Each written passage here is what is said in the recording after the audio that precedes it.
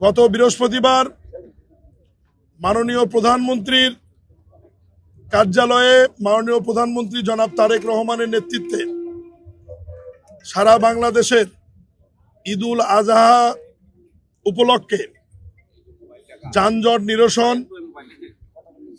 পশুর হাটগুলির ব্যবস্থাপনা, মহাসড়ক, রেলপথ এবং নৌঘাটগুলির ব্যবস্থাপনা, চামড়ার ব্যবস্থাপনা, মূল্য নির্ধারণ সব বিষয়গুলি নিয়ে দীর্ঘ একটি সভা অনুষ্ঠিত হয়েছে।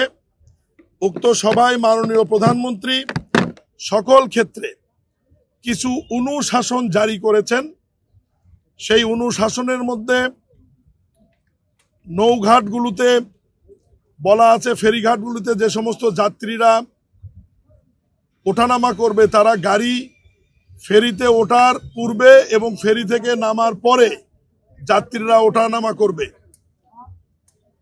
রেল লাইন এবং মহাসড়কের মধ্যে কোনো পশুর হাট বসানো যাবে না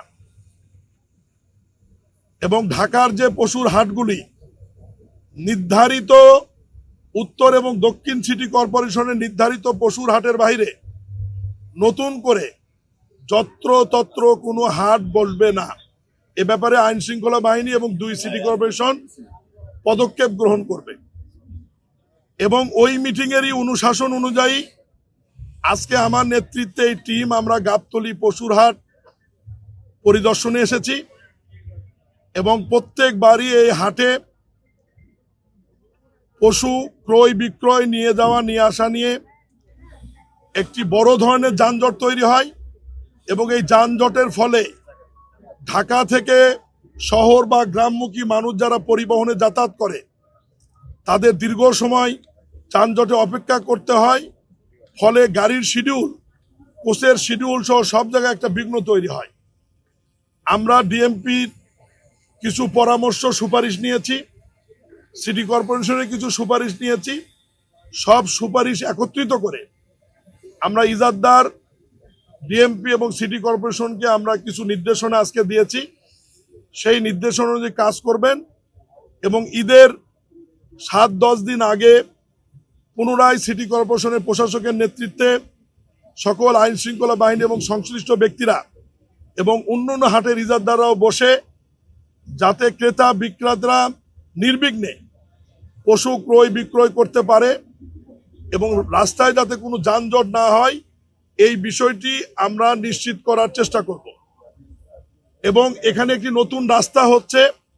এই রাস্তাটি আগামী 2-1 দিনের মধ্যেই কাজ সম্পূর্ণ হবে। এটা একটি বাইপাস রাস্তা বা সার্ভিস রুটও আমরা বলতে পারি।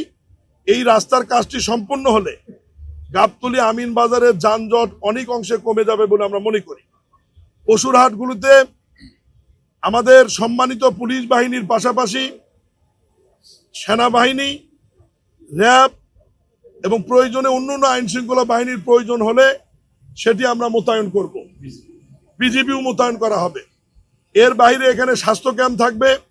নকল টাকা যাতে কেউ ব্যবহার করতে না পারে, এটা ব্যাংকের লোক মেশিন নিয়ে এখানে উপস্থিত থাকবে এবং পুলিশের আইন শৃঙ্খলা বাহিনীর পক্ষ থেকে অনেকগুলো ওয়াচ টাওয়ার থাকবে এবং ইজাদদার আইন শৃঙ্খলা বাহিনীর পাশাপাশি নিজস্ব ভলেন্টিয়ার নিয়োগ করবে।